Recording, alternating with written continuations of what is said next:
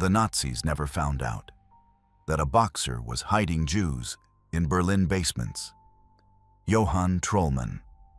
On June 8, 1933, at 9:47 p.m., inside the Berliner Sportpalast in Berlin, Germany, Johann Trollmann climbs into the ring to fight for the German middleweight championship.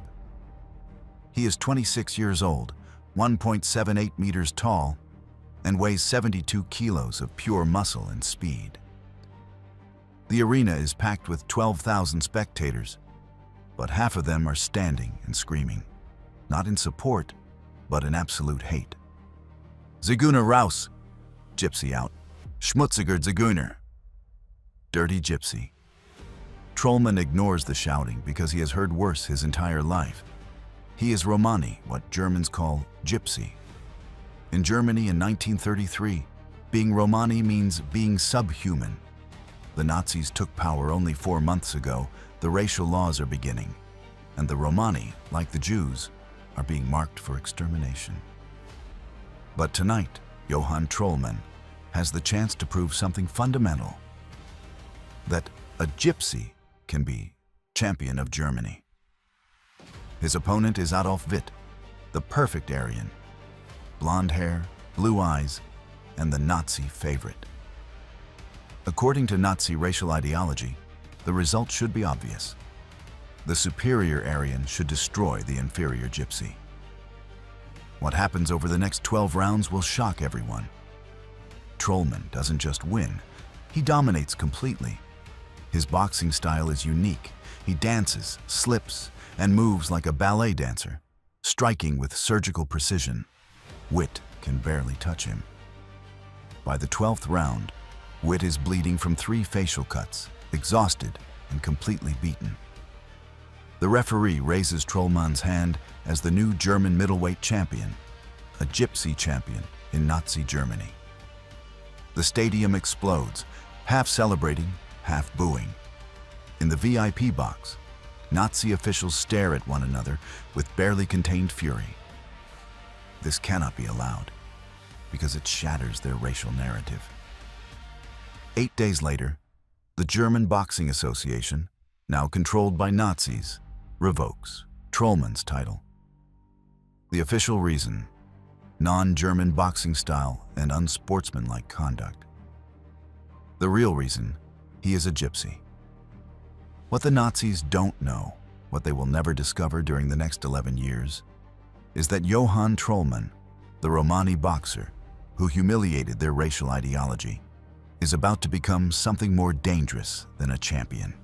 He's about to become a rescuer, using his fame, his Berlin underworld connections, and his knowledge of every alley and basement in the city to hide dozens of Jews and Romani in the heart of the Nazi capital. This is the story of how a Romani boxer used his fists to win championships and his courage to save lives. Chapter 1. The Dancer in the Ring. Johann Trollmann was born on December 27, 1907, in Wilsche, a small village near Hanover, into a Romani family from the Sinti community that had lived in Germany for centuries. His father, Johannes, worked as a traveling knife sharpener, while his mother, Mina, sold hand-woven baskets. The Sinti were traditionally nomadic, but the Trollmann family had partially settled, living in a caravan during summers and in a rented room during winters. There were 6 siblings, and Johann was the 4th, growing up poor but not in misery. There was love, music, and the rich Romani culture of stories and traditions. The Nazis never found out that a boxer was hiding Jews in Berlin basements. Johann Trollmann. On June 8, 1933, at 9:47 p.m., inside the Berliner Sportpalast in Berlin, Germany, Johann Trollmann climbs into the ring to fight for the German middleweight championship. He is 26 years old, 1.78 meters tall, and weighs 72 kilos of pure muscle and speed. The arena is packed with 12,000 spectators, but half of them are standing and screaming, not in support, but an absolute hate. Zigeuner raus! Gypsy out. Schmutziger Zigeuner! Dirty Gypsy.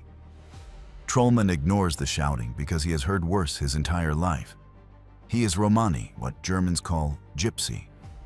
In Germany in 1933, being Romani means being subhuman. The Nazis took power only 4 months ago. The racial laws are beginning, and the Romani, like the Jews, are being marked for extermination. But tonight, Johann Trollmann has the chance to prove something fundamental, that a gypsy can be champion of Germany. His opponent is Adolf Witt, the perfect Aryan. Blonde hair, blue eyes, and the Nazi favorite. According to Nazi racial ideology, the result should be obvious.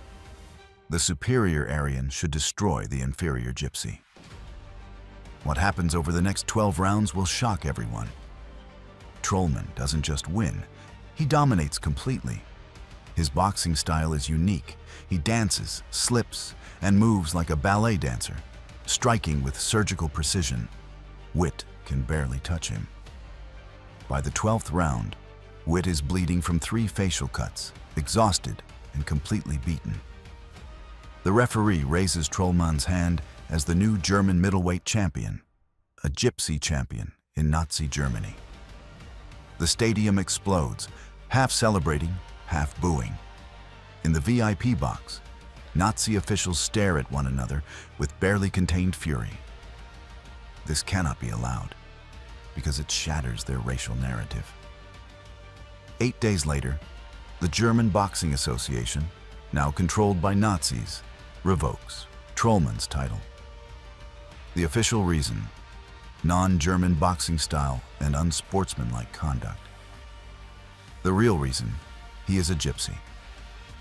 What the Nazis don't know, what they will never discover during the next 11 years, is that Johann Trollmann, the Romani boxer who humiliated their racial ideology, is about to become something more dangerous than a champion. He's about to become a rescuer, using his fame, his Berlin underworld connections, and his knowledge of every alley and basement in the city to hide dozens of Jews and Romani in the heart of the Nazi capital. This is the story of how a Romani boxer used his fists to win championships and his courage to save lives. Chapter 1. The Dancer in the Ring. Johann Trollmann was born on December 27, 1907, in Wilsche, a small village near Hanover, into a Romani family from the Sinti community that had lived in Germany for centuries. His father, Johannes, worked as a traveling knife sharpener, while his mother, Mina, sold hand-woven baskets. The Sinti were traditionally nomadic, but the Trollmann family had partially settled, living in a caravan during summers and in a rented room during winters. There were 6 siblings, and Johann was the 4th, growing up poor but not in misery. There was love, music, and the rich Romani culture of stories and traditions. But there was also constant hatred. Germans called the Romani Zigeuner, a slur that meant gypsies, thieves, and dirty. Romani children were bullied in schools, Romani families were driven out of towns, and discrimination was accepted as normal, part of German life long before the Nazis ever came to power.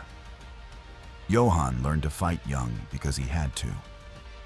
German boys attacked him after school yelling, "Dirty Gypsy," 3-on-1 or 4-on-1. Johann developed a crucial survival instinct. Move fast, hit hard, and never stand still. At 14, he left school and began working with his father, sharpening knives and doing odd jobs. But at night, he went to the local boxing gym in Hanover, a damp, poorly lit basement where poor workers trained after factory shifts. The trainer, Gustav, noticed Johann immediately. "The gypsy kid moves differently," he said to another coach. "He doesn't fight like a boxer, he fights like a dancer." It was a sharp observation. Johann had grown up in Romani culture where dance was central, fluid movement, rhythm, and grace. and he brought that into the ring. Instead of the rigid stance of traditional German boxing, Johann literally danced. He circled, slipped punches with hip movement, and threw combinations from impossible angles. Gustav decided to train him formally. Forget you're a gypsy when you step into the ring. In there, you're just a boxer. But Johann never forgot, and he never could. Before every fight, referees checked his papers. Origin? Sinti. Then came the looks of disgust, the whispered comments, the spectators yelling racial slurs. It was constant. His first professional fight was on March 15, 1929, when he was 21. He was a welterweight, and his opponent was Klaus Richter, a German factory worker. Richter entered the ring confident he was going to teach the gypsy a lesson. It lasted 3 rounds. Trollmann danced circles around him, landing shots Richter never saw coming until the technical knockout. The crowd was split. Some appreciated the talent, others were furious. Fraud, gypsy luck, black magic. But results didn't lie. Over the next 4 years, Trollmann built an impressive record. 29 wins, 5 losses, and 3 draws. More important was his unique style, and newspapers began calling him Rukkeli, a Romani nickname meaning little tree. They also called him the dancer in the ring. Boxing critics were deeply divided. Some praised him as innovative, others denounced him as non-German. Traditional German boxing emphasized power, direct aggression, and physical domination. Trollmann's style was the opposite: evasion, speed, and technical precision. "This is not German boxing," one critic wrote in 1932. "It is something else, perhaps something gypsy. Effective, yes, but acceptable? Questionable." In January 1933, the Nazis took power when Adolf Hitler became chancellor. Germany immediately began transforming. Racial laws, boycotts of Jewish businesses, and anti-Semitic and anti-gypsy propaganda. For the Romani, the threat was unmistakable. Nazis saw gypsies and Jews as equally inferior, foreign blood and racial parasites. The rhetoric was almost identical. Trollmann's friends warned him, "Johann, quit boxing. You're too visible, and the Nazis are watching." But Trollmann refused. "If I quit, I prove their point that gypsies are inferior. I won't give them that satisfaction." In June 1933, he earned the right to fight for the national middleweight title. His opponent, Adolf Witt, almost comically symbolic, because his name was Adolf, like the Führer. Chapter 2: The Champion's Humiliation. The fight on June 8, 1933 was more than sport. It was a racial test, at least in Nazi minds, where Witt, the perfect Aryan, would crush the subhuman gypsy and confirm Aryan superiority. Except Trollmann destroyed Witt. For 12 rounds, Trollmann put on a masterclass. He moved constantly, slipping Witt's punches by centimeters and countering with precise combinations. Witt, a conventional boxer, couldn't adapt. Every time he threw, Trollmann wasn't there. Every time he lowered his guard, Trollmann hit him 3 times. By the 7th round, Witt's face was a bloody wreck. By the 10th, his legs visibly trembled. By the 12th, only the bells saved him from a knockout. The referee had no choice. Unanimous decision. Trollmann wins. New German middleweight champion. In the VIP box, Nazi officials were livid. A gypsy as German champion was propaganda disaster. It contradicted everything they preached about racial inferiority. Trollmann's celebration lasted exactly 8 days. On June 16, 1933, the German Boxing Association, now under Nazi control, called an emergency meeting. They revoked Trollmann's title. Official reason: unsportsmanlike boxing, and a non-German style that does not represent German values. Trollmann appealed. "I won cleanly by every rule." "The rules have changed," they told him. "German boxing must reflect German values. Your style is foreign." But they offered a compromise. Trollmann could regain the title if he fought again, this time against Gustav Eder, an Aryan boxer from Munich. And Trollmann would have to fight properly, in traditional German style. No dancing, no slipping.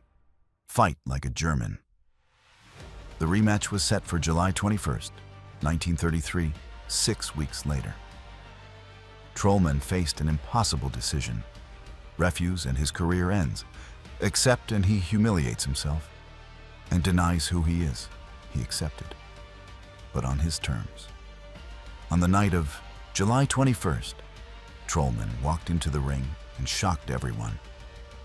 He had dyed his black hair platinum blonde and powdered his skin with white flour. He looked like a grotesque clown, an Aryan parody. The message was obvious. "You want an Aryan? Here you go." The crowd booed violently. Nazi officials were furious. But the fight went on. Trollmann fought exactly as ordered. No dancing, no slipping. Square German stance, direct exchanges. The Germanic style the Nazis demanded. And he lost brutally. He was beaten without mercy until a knockout in the 5th round. Afterward, covered in blood and white flour, Trollmann told reporters, "I fought like a German, like you ordered. Are you satisfied?" No one answered. His professional career effectively ended that night. No promoter wanted him. Too controversial, too dangerous, too problematic. The Nazis had won. But Trollmann didn't disappear. He needed money to support his family, so he did the only thing he could. Illegal fights. Berlin's underworld ran a vast network of clandestine boxing. Basements, abandoned warehouses, after-hours nightclubs. No regulations, no referees. Fights went until one man couldn't continue. Massive betting. Audiences of criminals, prostitutes, foreigners, and anyone outside Nazi reach. Trollmann became a star on that circuit, fighting 2 or 3 times a week and earning enough to survive. And in that underworld, he met people who would change his life. Jews in hiding, Romani on the run, and resistance figures moving in the shadows. Chapter 3. The Basements of Berlin. By 1935, life for Jews and Romani in Germany had become completely unbearable. The Nuremberg Laws, passed in September 1935, officially stripped Jews and Gypsies of German citizenship. They were no longer Germans, just foreigners in their own land. Marriage between Germans and Jews was forbidden, as was marriage between Germans and Gypsies. Jobs were restricted, businesses confiscated, education limited. Every month brought new rules and new humiliations. Some could emigrate if they had money, contacts, and visas. Most couldn't. They were trapped. Trollmann met Rachel Goldstein at an illegal fight in March 1936. She was there with her brother David, both Berlin Jews. Their family's fabric shop in Prenzlauer Berg had been confiscated in January, and they were living off savings that were disappearing fast. David bet on Trollmann that night and won. Afterward, he approached him. "Rukeli, you're a legend. We all know what they did to you." Trollmann shrugged. "I survived, like everyone." "You need a place to train," David said. "We have a small basement, private. You can use it for free." Trollmann accepted. The basement was in an apartment building in the Scheunenviertel, a mostly Jewish neighborhood. It was modest, 4 by 6 meters with a low ceiling.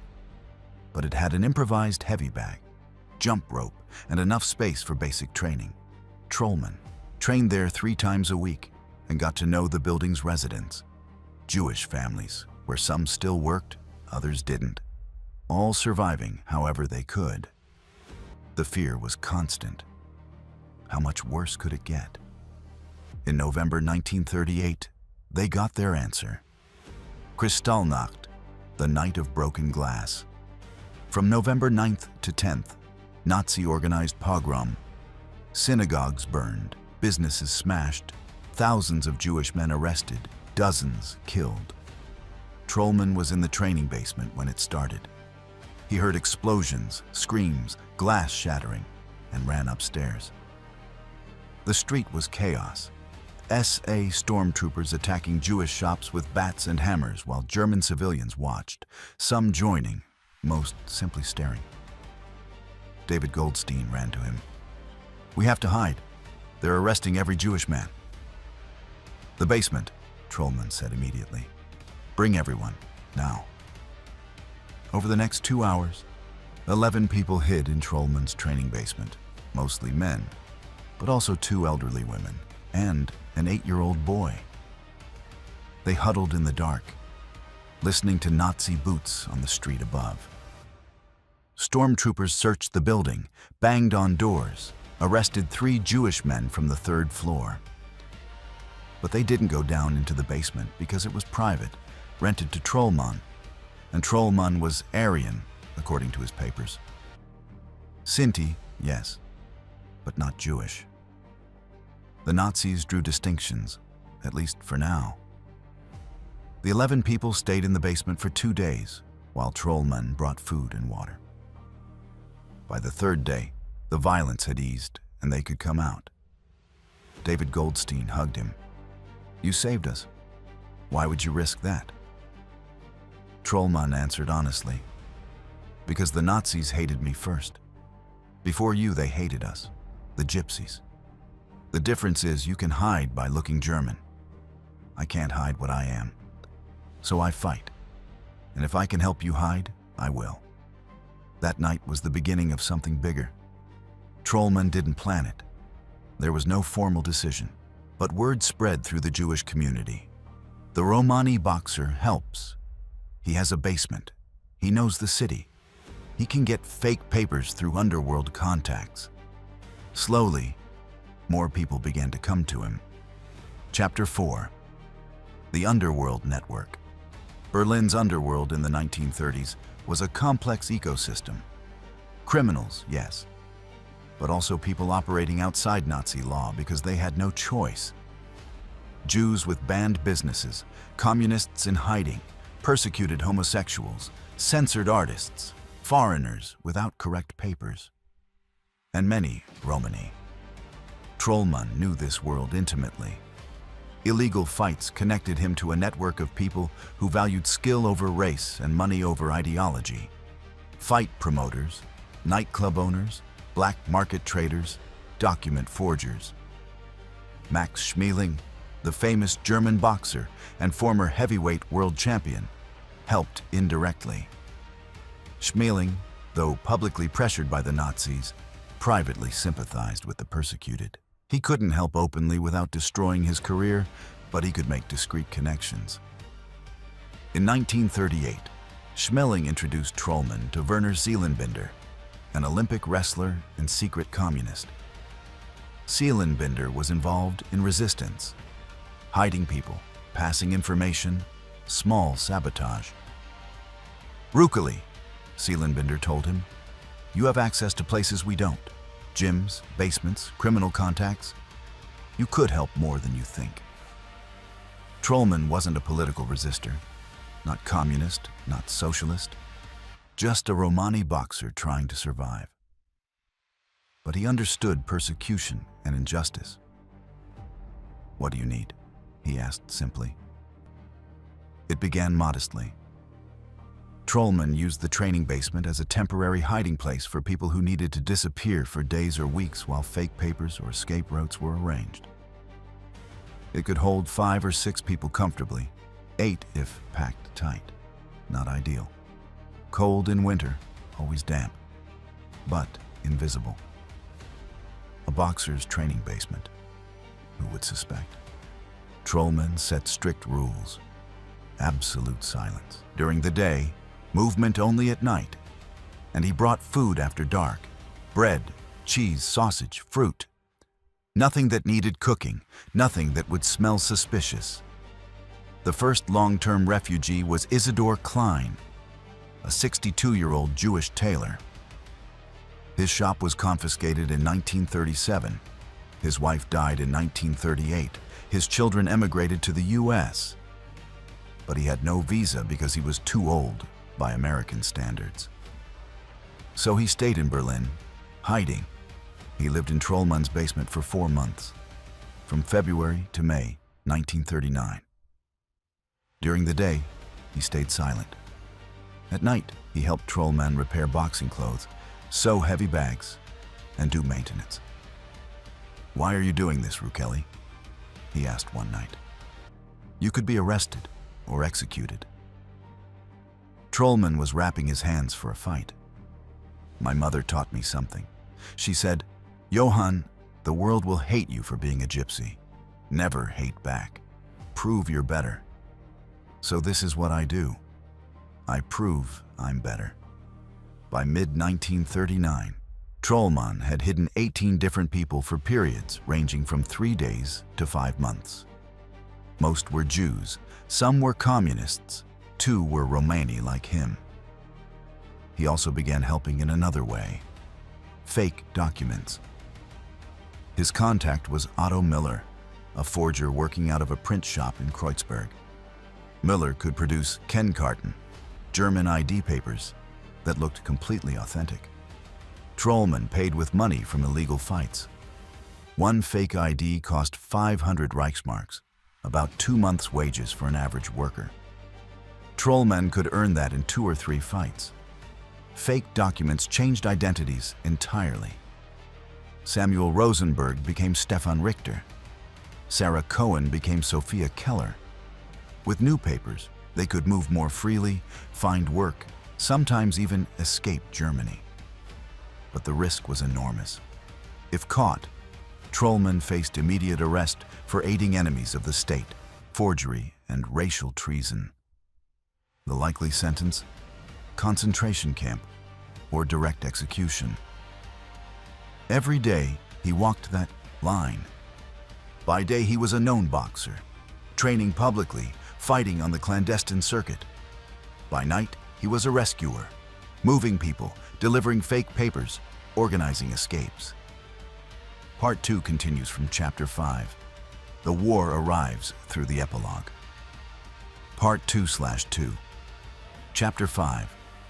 The war arrives on September 1st, 1939. Germany invaded Poland and World War II began. For Jews in Germany, the situation worsened dramatically. Deportations began in October 1941, with trains leaving Berlin for the east, first to ghettos in Poland and eventually to extermination camps. For the Romani, it was equally lethal. In December 1942, Himmler ordered the deportation of all Romani to Auschwitz without exception.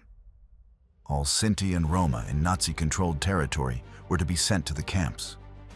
Trollmann knew they were coming for him. It was inevitable. But surprisingly, it took time. His fame as a boxer, though tainted, partly protected him. Arresting him raised questions, and the Nazis preferred to start with Romani people who were unknown and invisible. But time was running out. Romani families in his neighborhood vanished weekly, arrested at night and never seen again. In January 1943, Trollmann's sister Rosa was arrested with her husband and 2 children and sent to Auschwitz. Trollmann learned 3 days later from another Romani man who had escaped the transport. "I'm sorry, Rukeli. Rosa is gone." Trollmann didn't cry. He couldn't afford that luxury. But something changed in him. The rescue work became more urgent, more reckless. He expanded his hiding places. The training basement was no longer enough, so he identified others. An abandoned warehouse in Friedrichshain, an empty apartment in Wedding whose owner had fled to Switzerland, even a section of sewers near Alexanderplatz, accessible through the basement of a nightclub. By early 1943, Trollmann was hiding 22 people at once across 4 locations. He moved people weekly, rotating locations to avoid detection, delivering food 3 times a week using different routes every time. It was a brutally complex operation, and he ran it almost alone, with occasional help from David Goldstein and 2 other trusted contacts. The physical toll was crushing. Trollmann still fought on the illegal circuit to raise money, but he was exhausted, undertrained, and sleep-deprived. His weight dropped from 72 kilos to 65 by mid-1943. His fights showed it. Where he once dominated with speed and technique, he now merely survived. He lost 3 fights in a row in March 1943, and promoters began to whisper, "Rukeli is finished. He's got nothing left." But he needed money, desperately. So he kept fighting, taking punishment, bleeding, losing, but earning enough to buy bread, pay bribes, and keep the hiding places running. In April 1943, the Gestapo began to suspect something. Not the rescue network, but something simpler. Trollmann was a Romani man still free in Berlin when all Romani were supposed to be deported. 2 Gestapo officers visited his apartment on April 18th. "Herr Trollmann, your name is on the deportation list. Why haven't you reported?" Trollmann had an answer ready. "I have an exemption, essential work, public entertainment." He showed documents, partly forged by Otto Müller, classifying him as vital entertainment. The officers examined the papers carefully. They looked authentic. "These documents expire in June," one noted. "You will need to renew them." "Of course." They left. But Trollmann knew he had only bought time. 2 months, maybe 3, and they'd come back. He made a crucial decision. He began evacuating the hiding places. The 22 people needed safer locations beyond his direct control. Through Seelenbinder's connections, he contacted other resistance cells and organized careful transfers. By June 1943, he had moved 19 people into other networks. Only 3 remained in the training basement: Isidor Klein, who had returned after a failed escape attempt, and a young couple, Hannah and Felix Bernstein. On June 2, 1943, the Gestapo arrested Johann Trollmann. Chapter 6. Neuengamme. The arrest was routine. 2 officers appeared at the door. "Johann Trollmann, you are under arrest for evading deportation and violating racial laws." They didn't mention hidden Jews or resistance. Just, "You're a gypsy, you should be deported, and you're not." Trollmann was taken to Gestapo headquarters on Prince Albrecht Strasse and interrogated for 6 hours. Questions focused on his movements, contacts, and money. Where did he work? Where did he live? Who did he associate with? They didn't ask about the basement. Either they didn't know or they didn't care. To the Gestapo, Trollmann was just another Romani man to be processed. On June 10, 1943, he was deported to Neuengamme, a concentration camp near Hamburg, as prisoner number 23,467, classified as Schutzhäftling, protective custody prisoner, wearing a brown triangle marking him as Romani. Neuengamme was brutal forced labor. 12-hour days in a brickworks factory, minimal rations, punishments for minor infractions, high mortality. Trollmann was assigned to the brick detail. Backbreaking work, carrying hot bricks, stacking them, hauling them until his hands bled. The hands that once won championships now lifted bricks until they split open. But even in Neuengamme, his fame followed him. SS guards knew who he was, the gypsy boxer. Some hated him for it, others were curious. In August 1943, Hauptscharführer Hans Koch an SS guard and boxing enthusiast, organized entertainment, prisoner boxing matches for the guards, with Trollmann as the main attraction. He was given a choice: fight or return to the brick detail with double labor. He fought because there was no real choice. The first match was against a Polish prisoner, a former amateur boxer. Trollmann won easily in 3 rounds, but he was already weak from starvation. His speed had slowed, his punches lacked their old force. The guards cheered. It was entertainment. Trollmann became a regular gladiator, fighting every 2 weeks. Opponents rotated: Polish, Soviet, French prisoners. Some trained, some not. Trollmann won his first 8 camp fights. Guards bet on the results. For a while, Trollmann received extra rations, more bread, sometimes sausage, a bribe to keep the show going. But the cost was horrific. There were no real rules, no gloves, no round limits, no referee to stop a beating when someone was injured. In December 1943, he fought a Soviet prisoner, an ex-heavyweight champion from Georgia. The man weighed 90 kilos. Trollmann weighed 60. It was obscene. The fight lasted 7 brutal rounds. The Soviet battered him. Trollmann survived on technique alone, slipping what he could, countering when possible. By round 7, he could barely stand. The guards finally stopped it. Trollmann lost, his first defeat in the camp fights.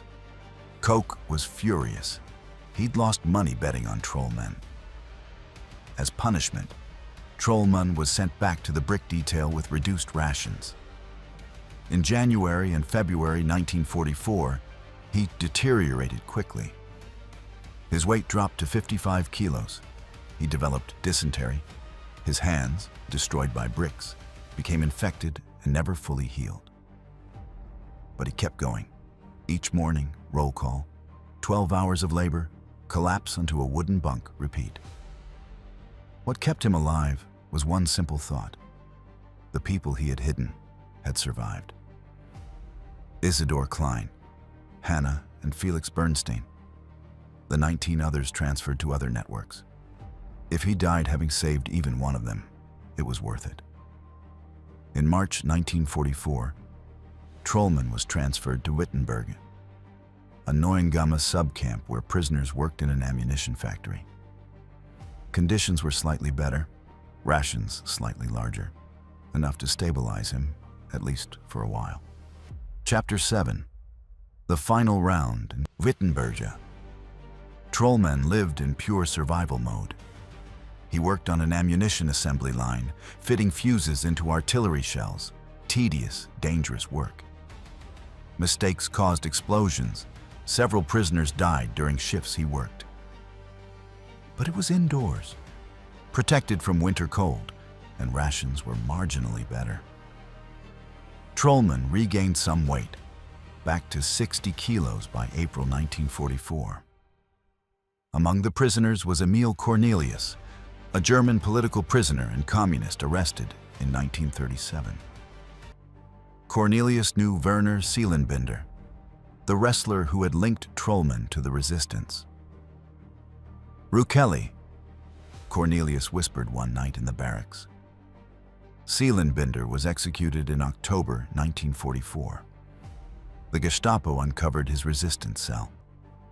Trollmann felt it like a physical blow. Seelenbinder had been a crucial contact and a friend. "Did they mention me in the interrogations?" Trollmann asked, fear sharp in his voice. Cornelius shook his head. "I don't know. But if they had, you'd be dead already." So he probably said nothing. It was true. If the Gestapo had discovered Trollmann's rescue operation, he would have been executed immediately. The fact he was still alive in a labor camp, rather than a gas chamber, suggested his secret had held. The people he hid were probably still alive, somewhere in Berlin or gone entirely. That thought carried him through the months. By December 1944, the war was clearly turning against Germany. Allies advanced from the west, Soviets from the east.